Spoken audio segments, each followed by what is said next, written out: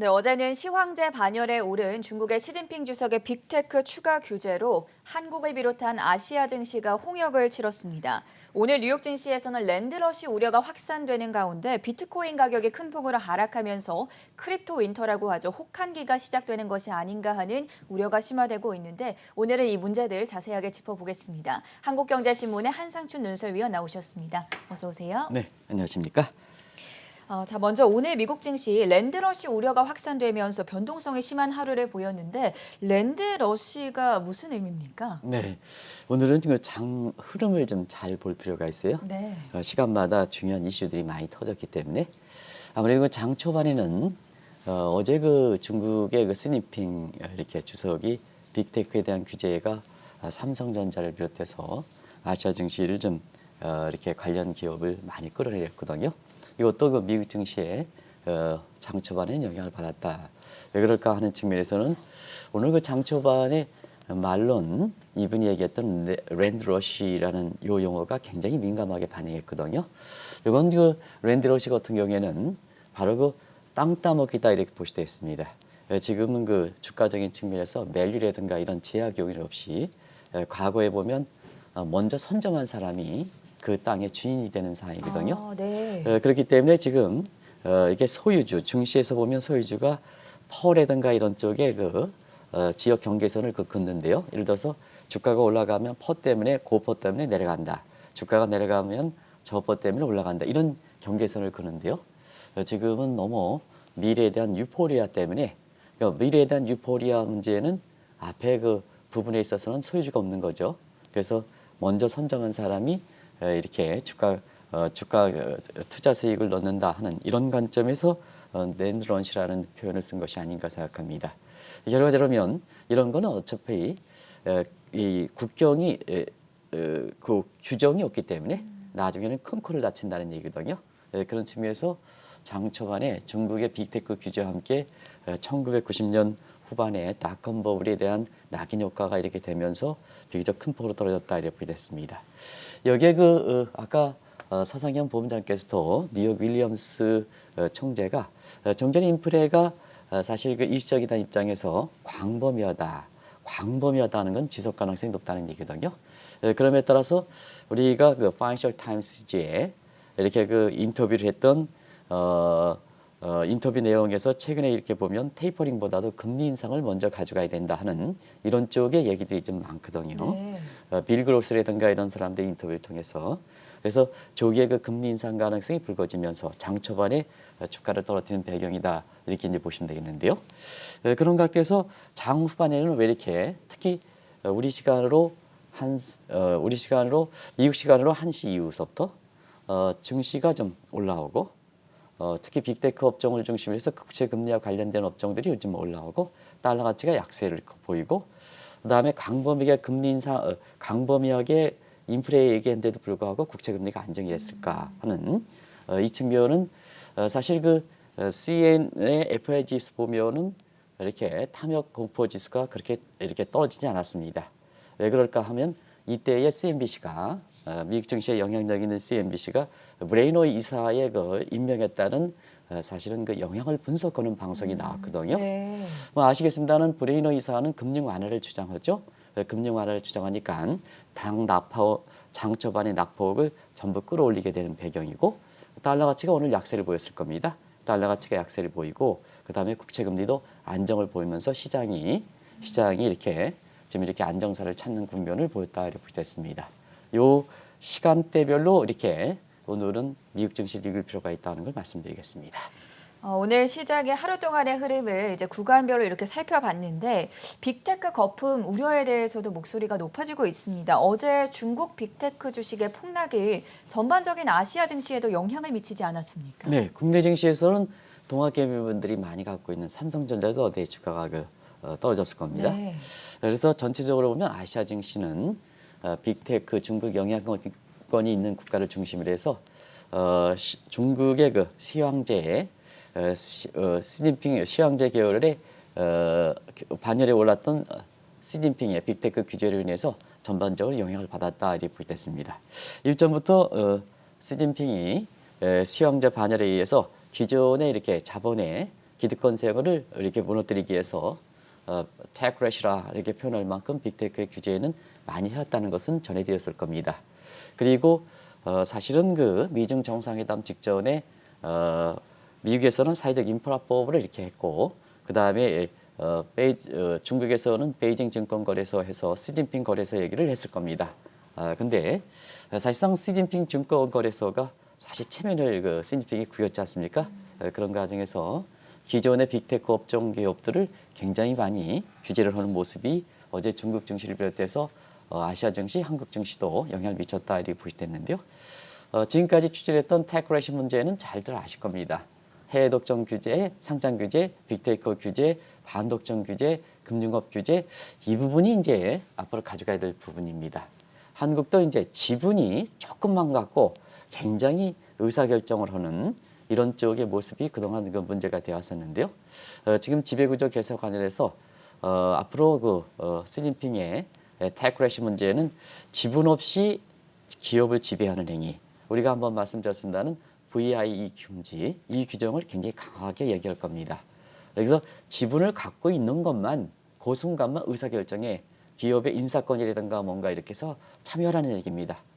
지분이 조금 이렇게 갖고 있다고 해서 모든 걸 마치 오너처럼 이렇게 소유하는 것은 여러 가지 주주들의 자본을 이용해서 주식 자본주의의 이점을 너무 오너들이 혼자 누린다. 우리나라도 이제 이게 많이 문제가 될 겁니다. 이런 것이 이제 어제 중국에서 나오면서 여기 강화될 것이다 나오면서 사실은 중국의 빅테크 업종을 많이 끌어냈다 이렇게 보이됐고요. 빅테크 업종 중에서도 특히 신진 이렇게 그 빅테크 업종이 아니고 테크 업종이 아니고 기존의 빅테크 업종이 많이 떨어진 거는 아무래도 시황제 반열에 올라서 사실 그 증권거래소 활성 베이징 증권거래소 활성을 위해서 노력했는데 이게 체면이 구겼던 상태가 아닌가 생각합니다. 그래서 대형 빅테크를 규제해야 사실상 베이징 증권거래소에는 관심이 높거든요. 물론 대형 증권소에 이렇게 빅테크에 들어갔던 자금들이 유도하는 측면도 있습니다는 이런 것이 결부돼서 결과적으로 어제 그 3분기 실적이 예상보다 낮은 알리바바의 실적 부진과 함께 이런 부분을 끌어냈다. 그러면 알리바바도 실적이 왜 이렇게 떨어졌을까 하는 측면은 그동안 시진핑의 빅테크에 대한 규제 이런 것이 결부돼서 영향이 나타난 거다. 그런 걸 말씀드리겠습니다. 오늘 CNBC 방송을 보니까 차기 페드 의장으로 만약에 바이든 대통령이 브레이너드를 꼽는다면 이라는 특집 기사가 보도가 됐더라고요. 이번 주말에는 좀 임명이 정해지지 않겠습니까? 네, 우리가 이제 CNBC 방송은 즉시성을 갖고 있습니다. 보고서는 사실 오랫동안 하고요.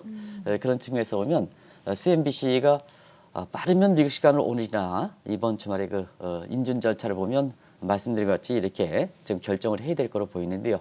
바로 직전에 브레이너가 차기 의장으로 되었을 때 경제적으로 미치는 영향 이걸 특집 방송을 했다는 것은 시청자분한테 그 방송의 책임자들이 왜 이렇게 했을까 하는 이 측면에서 사실은 오늘 미국의 장 후반에 달러 가치가 약세를 보이고 국채 금리가 떨어지고 그 다음에 증시가 올라가는 측면은 바로 요 대목 때문에 그랬다는 걸 말씀드리겠습니다. 그런 과정에서 여름휴가철 이후에는 빠르게 파월에서 분의 1으로 넘어가는 것을 한국경제TV를 통해서 그때그때마다 아마 전해드렸었는데요. 여름휴가철 이전에는 시청자 여러분 파월 의장의 연임을 기정사실했고 저도 그렇게 제가 임명권자는 아니기 때문에 미국에서 나타나는 분위기 가지고 이렇게 말씀드렸습니다. 그러나 9월 그 페드 회의 전후를 해서 PBT라는 단어를 좀 시청자님한테 전해드렸습니다. 50대 50이 되는 게 아니냐. 그만큼 파월이 좀 약세가 되고 브레이너가 좀 부각되는 게 아니냐. 이런 것이 11월 페드 회의에는 완전히 브레이너 이사 쪽으로 이렇게 급부상하는 양상이 오늘 CNBC 방송을 해서 경제에 미치는 영향까지 이렇게 오고 있다 이렇게 보겠습니다. 자, 그렇다면 시청자 여러분 한번 브레이너 이사에 따라서 브레이너가 만약에 이번에 차기 이렇게 페드 의장으로 된다면 1913년 페드가 설립한 이후에 2014년에 처음으로 제닛 옐런 지금의 재무장관이죠. 여성 의장이 된 데 이어서 두 번째 여성 의장입니다. 아마 이 브레이너가 페드 의장으로 두 번째 이렇게 의장으로 임명된다면 시청자분이 많이 들으실 거예요.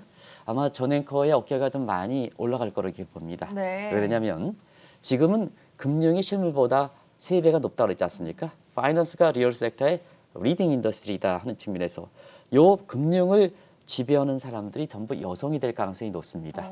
그래서 우리가 오모노믹스에서 우먼 플러스 이코노믹해서 예. 여성이 지배하는 경제에서 이런 시대에서 우모노믹스라는 용어를 신종용어로 많이 들으시지 않겠느냐. 그렇죠. 어디까지? 가정입니다. 네. 그런 측면에서 시청자 여러분 왜 이런 얘기가 나오냐면 IMF는 그 게으르고 봐. 그렇죠. 이게 좀 이분이 이제 총재죠. 그다음에 ECB는 라가르트 총재가 있어죠. 그다음에 페드는 이제 브레이너가 되면 세계 3대 어떻게 보면 경제를 이끌어가는 은행을 시장들. 그 은행을 네. 중앙은행격에 해당되는 것, 통화 정책을 지배하는 것이 사실 여성이 된다는 문제거든요. 그래서 이 우먼 오피스라는 용어가 미국의 월가에서 오늘 팁으로 립으로 해서 계속 이렇게 나오는 것도 그렇다. 근데 한 가지 이제 전 앵커 말씀드리면 왜 당신은 영란은행을 얘기하지 않느냐? 왜냐하면 미국의 페드와 함께 과거의 양대 국제 금융 중심지로 영국을 꼽았지 않습니까? 예. 근데 올해의 그 연초에 브렉시트가 확정된 이후에는 지금 영국이 이렇게 위상이 국제금융시장으로서 빠르게 떨어지고 있다고 볼 네. 때 있습니다. 그래서 영란은행을 꼽지 않는다는 걸 말씀드리겠습니다. 근데 이제 브레이너의 의사는 지금 제넷 앨런 의장과 어떤 관계냐 하면 궁짝은 더 이게 표현이 좀 그래서 그렇습니다. 궁짝은 더 잘 맞지 않은 게 있냐. 재정정책의 수장이 이제 제넷 앨런인데 네. 이 제넷 앨런이 2014년에 이렇게 의장이 될 때 처음으로 페드 이사가 된 사람이 이게 브레이너입니다. 그래서 상당히 통화정책의 수장으로 파월은 트럼프의 대통령 때 임명됐던 분이고 같이 이렇게 했습니다는 페드의 첫 여성 의장으로 제닛 앨런이 임명됐을 때 브레이너가 이사로 들어와서 이사로 처음 들어왔기 때문에 통화정책과 재정정책 간에 굉장히 조합이 잘 되지 않겠느냐 하는 이런 각도에서 장 초반에 미국 증시의 그래프를 보면 다우존스 같은 경우는 굉장히 많이 떨어졌을 겁니다. 근데 장 막판에 많이 회복되고 결과적으로 빅테크 업종들이 하는 나스닥 지수가 이렇게 상승세로 돌아서서 현대는 금융 완화, 국채금리 안정이 되니까 국채금리가 하락되니까 결과적으로 미래 잠재 가치가 이렇게 영향을 받는 이러한 빅테크 업종들이 장 후반에 많이 이렇게 상승세가 됐다 이렇게 볼 때 있습니다. 말씀해 주신 대로 우머노믹스 그리고 슈코노미라는 신조어들이 외신에서 많이 보이고 있던데 이번 주말에 과연 차기 연준의장에 누가 임명이 될지 좀 지켜보시면 좋겠고요. 궁금한 건 이 브레이너드 이사 임명에 금융사들이 좀 두려움을 느낀다고 합니다. 왜 그렇습니까? 정 PD께서 이렇게 오늘 S&P의 500 섹터별 지수를 한번 먼저 보여주시기 바랍니다. 이렇게 500 섹터별 지수가 네, 11개 섹터가 지금 준비가 되고 있습니다. 네, 준비가 되고 있죠. 네. 그런 측면에서 준비가 될 때 여기 한번 보면 사실 여기 내려갈 때 내구 소비재라든가 이런 거는 좀 이렇게 올라갔습니다는 오늘 보면 금융이 굉장히 주가가 많이 떨어졌지 않습니까?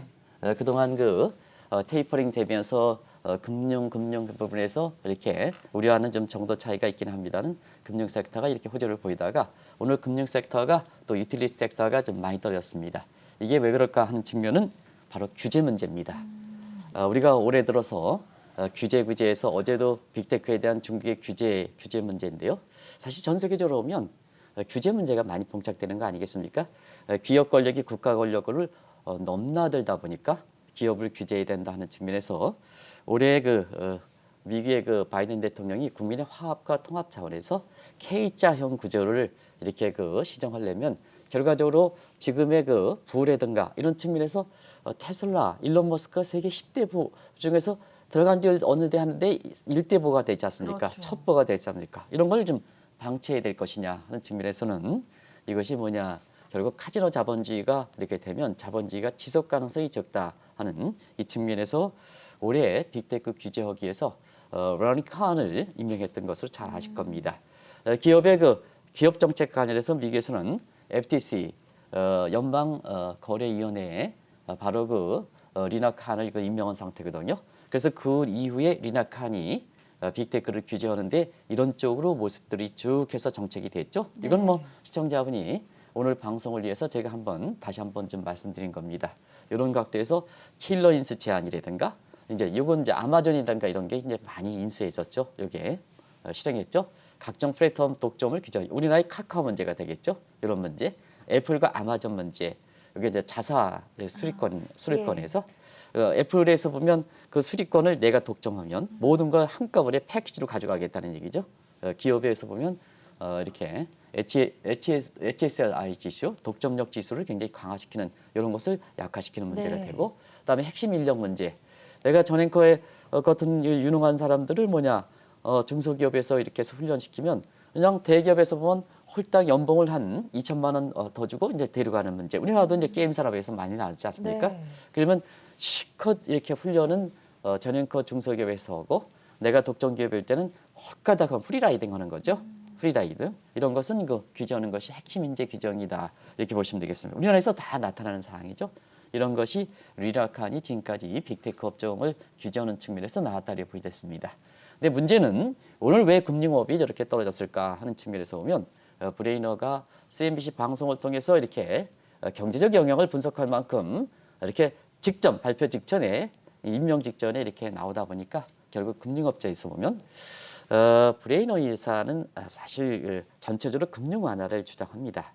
그래서 테이퍼링의 지연 가능성, 조기 금리 인상 가능성에 뉴욕 연준 총재 이렇게 얘기하는데도 불구하고 광범위하게 하는데도 불구하고 국채 금리가 떨어졌지 않습니까? 네.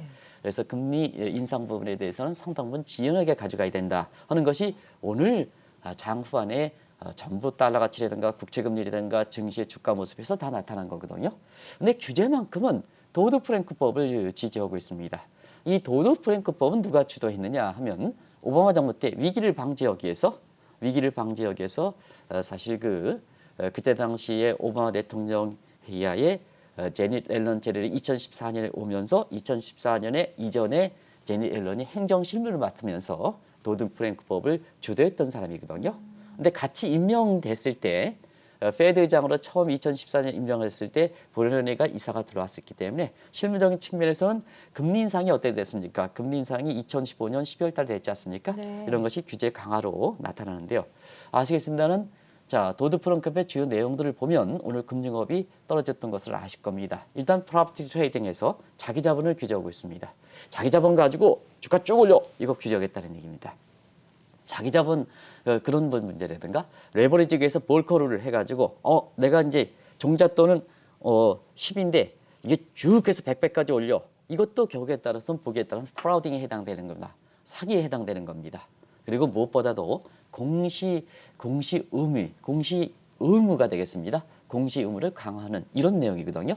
그러다 보니까 대형 금융사들이 이 규제 문제에 봉착되면서 브레이너 이사가 될 때는 통화정책 측면에서는 금융 완화 이렇게 되지만 규제적인 측면에서는 규제가 더 강화되기 때문에 바로 시장 흐름은 이렇게 안정을 찾는, 주가는 안정을 찾고 달러 가치는 약속, 국채 금리는 안정을 떨어지는 이런 모습을 보였습니다는 금융 규제에서 프롬프트 트레이딩 규제, 레버리지 규제해 하면 사실 금융 완화에 따라서 가장 혜택을 받아야 될 금융업이 거꾸로 떨어지는 배경이다 하는 걸 네. 말씀드리겠습니다. 그런 것이 오늘 증시에 나타났다 이렇게 보시면 되겠습니다. 브레이너드 이사가 차기 연준 의장으로 임명될 경우에는 비트코인을 비롯한 가상화폐 시장도 혹한기가 몰아칠 수 있다라는 우려가 나오던데 여기에 대한 확산은 어떻습니까? 우리가 한 2주 전인가요? 네. 비트코인이 우리 혹한기인가 얘기하면서 정확한 시기는 모르겠습니다. 그래서 50일 이동평균선 하에 했던 부분에 대해서 항상 주목하실 필요가 있다 네. 하는 이런 말씀을 드리는데요. 오늘 브레이너 이사가 임명 가능성이 제기되면서 비트코인이 그 CNBC 방송이 전해질 때 비트코인 지금 장 마감에는 조금 회복된 거로 이렇게 알고 있습니다. 근데 한때는 이게 56,000선까지 떨어졌습니다. 저기 저 부분입니다. 24시간 로우 포인트가 나오죠. 저기 이제 거기 제일 밑에 떨어졌던 부분이 네. 57,000비스로 이게 CNBC의 브레이너 이사설이 나왔던 때입니다. 네, 그런 각도에서 지금 이제 12월 들어서 이 비트코인 문제에서 혹한기 얘기를 많이 하는데요. 일단은 50일 이동평균선이 무너졌거든요. 이게 이제 비트코인 투자자 하는 사람들은 이게 굉장히 이렇게 주목하는 문제입니다. 네. 그리고 올해 들어서 한번 보겠습니다. 4월 중순에 65,000달러, 그 다음에 8월 달에 3만 선 붕괴, 그 다음에 11월 달에 66,000 신고까지요. 한번 이거 그래프를 척하게 그려보시겠습니다. 절반이 떨어졌다가 절반이 올라갔다가 이렇게 되죠. 이게 이제 빅사이클 국면인데요. 그런 측면에서 이달 들어서 빅사이클 올라갈 때도 빨리 올라가고 내려갈 때도 빨리 떨어진다는 얘기입니다. 이게 빅사이클의 의미는 그런 측면에서 이달 들어서 6만 선이 붕괴됐고 그다음에 기술적 지표상으로 보면 저 위에 6만 5천까지 가다가 3만 선 붕괴돼 자 6만 6천까지 다시 올라가 또 떨어지면 더블장이 된다는 얘기거든요. 더블장은 경착륙의 의미를 네. 갖고 있는 상태거든요. 그런 것이 지금 이렇게 1년짜리 그래프가 그렇죠. 나오고 있네요. 거의 이제 더블장으로 이렇게 나오는 예. 거죠. 이렇게 되죠. 이런 우려가 기술적 지표상으로는 앞으로 추가 하락이 되지 않느냐 하는 이런 의미가 있는 속에 CNBC 방송을 통해서 브레이너가 인사가 이렇게 되면 결과적으로 보면 이 브레이너 이사는 센트럴뱅크 디지털 커런시에 굉장히 집착을 갖고 있는 사람입니다. 파월 의장과 달리. 네. 그러면 센트럴뱅크 디지털 커런시에 집착을 갖고 있으면 비트코인 투자, 가상화폐 투자자 입장에서는 브레이너를 굉장히 최대 적으로 생각했던 거거든요. 근데 그런 것이 임명된과 함께 CNBC 방송에서 쫙 나온 다음에 이게 5만 7천 선을 붕괴하는 네. 이런 모습을 보였다 이렇게 보겠습니다. 브레이너드가 가상화폐에 도대체 어떤 입장을 가지고 있는지도 좀 구체적으로 살펴보면 좋을 것 같거든요. 시청자분의 문의사항 중에 한 분이 서학개미, 동학개미보다 지금 시가총액을 보면 코인 개미들의 무시할 수 없죠. 없지요. 네. 그런 측면에서 많이 문의되는 게 자 원래 미국은 계획을 잘 지킨다 하는 측면에서 9월 달에는 센트럴뱅크 디지털 커런시 보고서가 소위 디지털 달러 보고서가 나오는데 왜 지금까지 이렇게 나오지 않느냐 하는 측면에서는 아마 파월 의장의 책임론이 많이 얘기되는 것 같습니다. 파월 의장 보면 센트럴뱅크 디지털 커런시 보고서가 이렇게 나올 때는 이 파월 의장이 사실상 비트코인에 대해서 가상화폐에 대해서 입장이 자꾸 바뀌고 있거든요. 한번 그 바뀐 사항을 한번 보겠습니다. 파월 의장은 올해 8월 이전까지는 비트코인을 금지하겠다 하는 네. 입장이었습니다. 근데 이제 9월에 잭슨 홀 미팅을 계획을 해서 비트코인이라든가 이런 것도 가상화폐도 인정하겠다 입장이거든요. 그러면 이제 그의 연장선상태로 디지털 달러에 대해서 입장을 파월 의장이, 즉 페드 의장이 정하지 못하고 있다는 얘기가 되겠습니다. 근데 왜 오늘 비트코인 가격이 이렇게 떨어질까 하는 측면에서는 기술적 지표와 함께 자, 이 센트럴뱅크 디지털 커런시 CBDC 그 디지털 달러의 보고서를 주도한 사람은 파월이 아니라 브레이너 이사입니다. 근데 이제 브레이너는 사실상 지난번에도 8월 달에도 9월 달 센트럴뱅크 디지털 커런시가 보고서가 발표하니까 가상화폐 문제는 어떻게 될 것이냐, 디지털 화폐는 비트코인은 어떻게 될 것이냐 해서 3만 선이 붕괴됐던 상황이거든요. 이것이 뭐냐? 그 이후에 SEC의 비트코인 FTA 문제 나와 그 다음에 파월 의장이 비트코인에 대해서 인정을 해 하는 과정에서 다시 6만 6천 달러로 갔던 거거든요. 근데 이번에는 비트코인에 대해서 상당 부분은 이게 부정적 입장을 취하는 이런 브레이너 회사가 차기 의장으로 이렇게 임명된다 하는 각도에서 오늘 5만 7천 선이 붕괴됐던 모습이거든요. 그런 각도를 기술적 지표와 함께 잘 보실 필요가 있다 하는 것을 말씀드리겠습니다. 일부에서는 비트코인을 비롯한 가상화폐가 너무 대중화되어 있을 경우에는 브레이너드 이사가 아무리 차기 의장이 된다고 해도 별다른 영향은 없을 것이다라고 평가하는 시각도 있던데 여기에 대해서는 어떻게 보시나요? 장막판에 그런 시각이 좀 되면서 5만 7천 달 붕괴됐던 부분이 사실 올라오게 된 배경이거든요. 네. 그걸 한번 보겠습니다. 자, 지금까지 이렇게 보면 센트럴뱅크 디지털 커런시는 미국이 가장 늦게 가고 있습니다. 지금 BIS 국제결제은행의 그 연구에 따르면 센트럴뱅크 디지털 커런시 이 디지털 화폐 문제는 약 90% 이상이 도입이 됐거나 도입을 검토하고 있다. 어제도 이제 한국은행에서 한국의 그 디지털 원화에 해당되는 센트럴뱅크 디지털 커런시 문제가 아마 다시 오랜만에 소식이 나왔는데요. 바로 그런 측면이 지금 세계 현황이다. 그런 반면에 미국에서는 페드 입장 내부에서는 센트럴뱅크 디지털 커런시 연구를 다 끝났습니다. 근데 지금까지 이렇게 보고서 발표가 지연되는 데 있어서는 어떤 입장을 가져갈 것이냐. 왜냐하면 다른 국가와 다른 것은 미국은 뭐냐면 기축통화국입니다.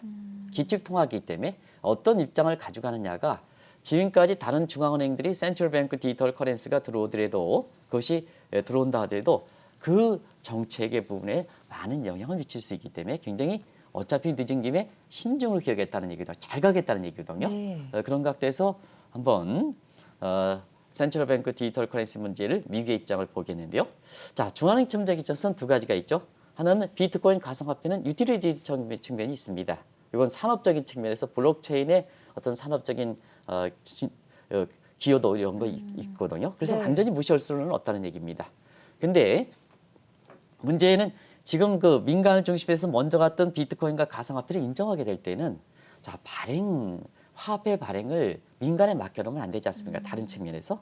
그럼 뭐냐 통화량을 산출하는 문제가 좀 어렵게 되는 거고 네. 통화량 산출하는 문제가 어렵게 되면 경제에 대한 통제력이 없어지게 되는 거거든요.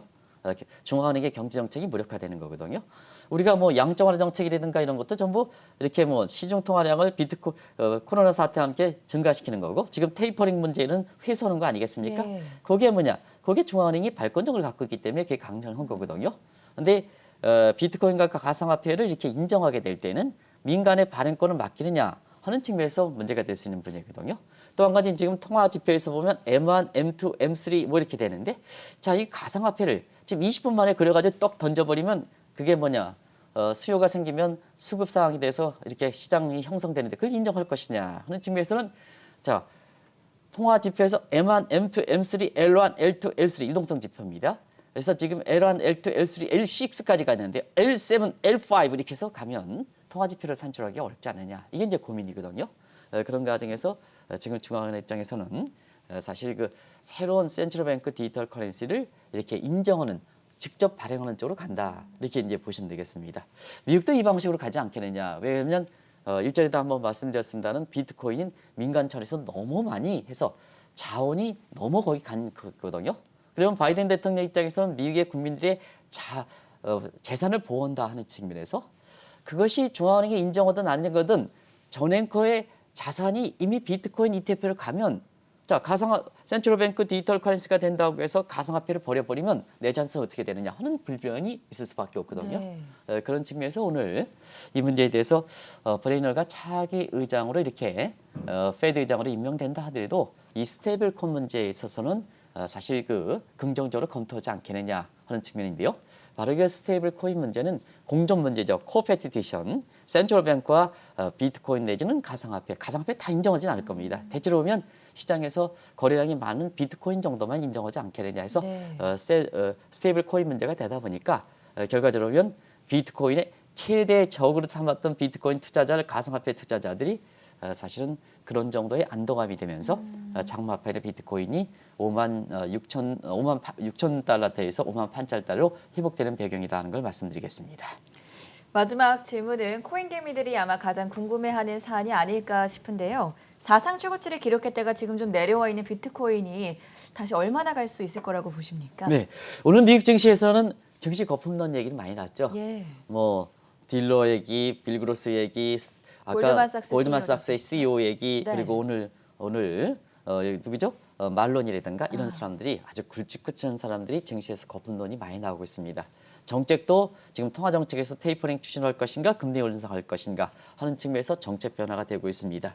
그리고 기업에 있어서 보면 그동안 증시를 이끌었던 빅테크 업종에 대해서 규제를 강화하는 식으로 가고 있습니다. 그리고 초저금리 상태 초저금리에서 금융업들이 활개를 쳤는데요. 지금 경우에 따라서는 브레이너 이사가 이렇게 들어오면 프롬프트 트레이딩, 자기 자본 규제, 레버리지 규제 다 이렇게 규제되고 있습니다. 이럴 때는 항상 항상 균형의 미학을 간직하실 필요가 있다 이렇게 보겠습니다. 비트코인도 마찬가지입니다. 비트코인도 올해 연중 그 최고치를 11월 달에 기록하면서 1억 비트에 대한 기대감이 있습니다는 그때 당시에 올해 1억 비트는 좀 어렵지 않겠느냐 해서 균형의 미학을 강조해 드렸는데요. 이런 정도가 연말을 맞는 투자자의 자세가 아닌가 하는 생각이 듭니다. 내년 신년을 앞두고 크리스마스 랠리라든가 제너럴 이펙트라든가 해서 주식을 굉장히 이렇게 부풀리는 시각들이 다시 나타나고 있고 내년에 그 주가 전망과 관련해서 이렇게 굉장히 이렇게 증권사의 영업 차원에서 주가를 많이 이렇게 밝게 보는 시각이 있는데요. 지금은 여러 가지 정책 변화가 되고 시장의 구조 변화가 있는 상태에서 보면 균형을 꼭 좀 강조해 주는 쪽으로 이렇게 시청자분한테 주말 방송 때 강조해 드리도록 하겠습니다. 네, 오늘은 브레이너드 연준 이사가 만약에 차기 연준 의장으로 임명이 된다면 어떤 경제적인 영향이 있을까라는 CNBC 방송을 주제로 앞으로 브레이너드 이사가 가상화폐에 미칠 영향이라든지 다양한 경제적 배경에 대해서 심도 깊은 분석 들어봤습니다. 지금까지 한국경제신문의 한상춘 논설위원이었습니다. 고맙습니다. 네, 고맙습니다.